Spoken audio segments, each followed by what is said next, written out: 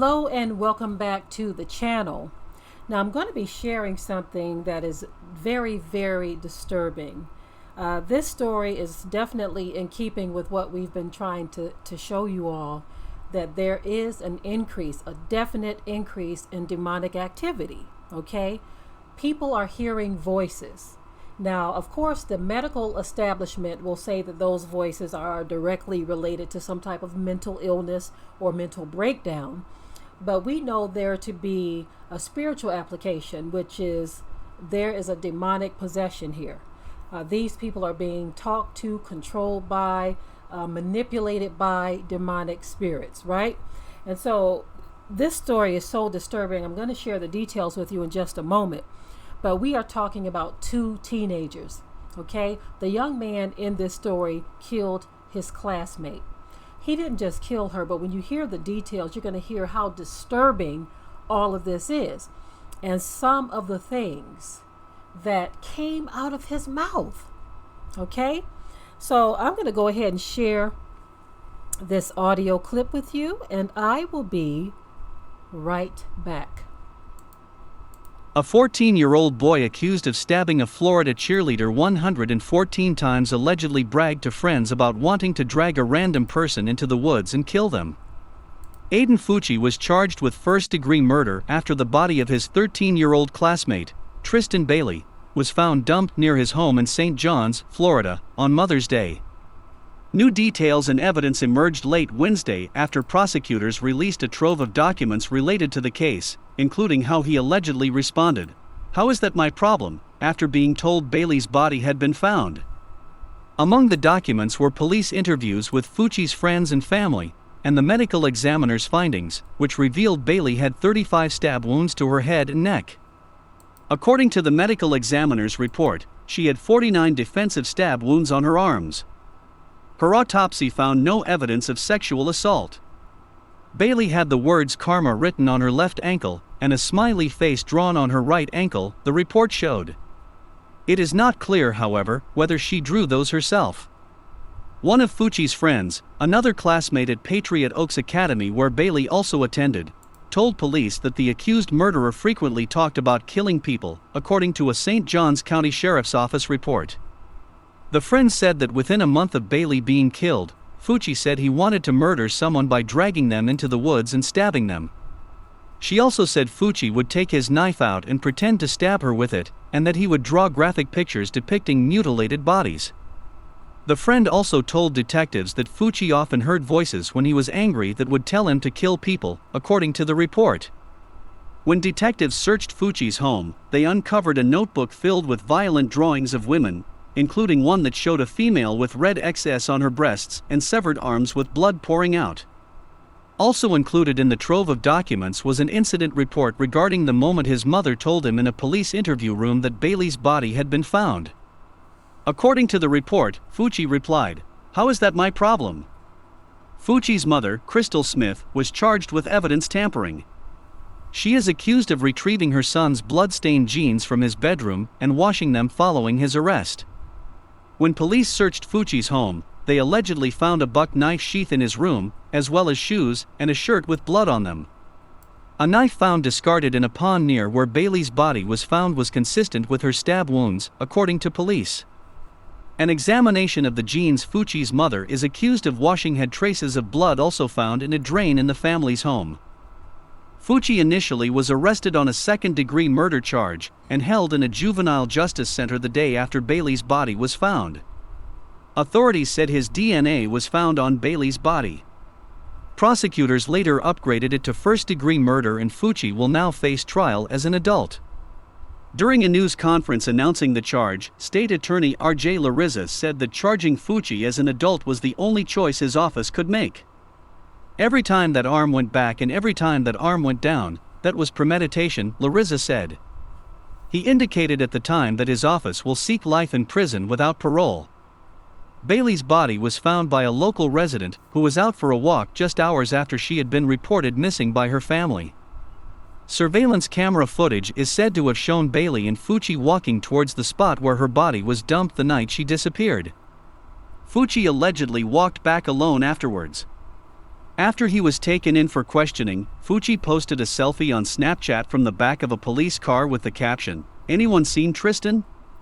The photo sparked outrage, and the St. Johns County Sheriff's Office later had to explain that Fucci was taken in for questioning as a person of interest, which meant he was not handcuffed or had his phone wasn't confiscated. Larissa said during the press conference that the Snapchat post indicated how Fucci had no remorse for his actions. Okay, so there are some things that I wanted to note here. Look at the first picture. This boy looks like he is occupied. Y'all know what I mean by occupied. He looks like something is in there, right? And then look at his mom. Instead of her thinking about the young girl here who lost her life, knowing that her son did it, she decided to help him cover this up.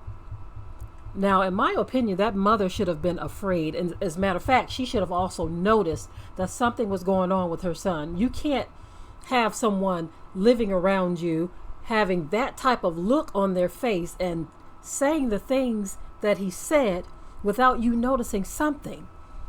I just don't believe that for 1 minute. I just can't see that the mother didn't know that something was going on with this boy. I can't see it.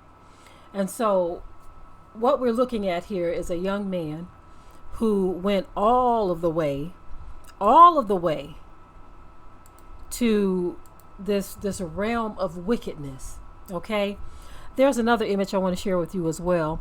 On this image, it has the caption of what he said in regards to the young woman that he killed, almost as if he doesn't believe that this was serious at all. Not that image there. That's not what I was looking for. Let me grab this image. As if he had no remorse whatsoever as to what he did. Okay. Listen at what he said here. You heard it in the video where he said, "Hey guys, has anybody seen Tristan lately?" Okay, so this is him poking fun at the person who he just killed.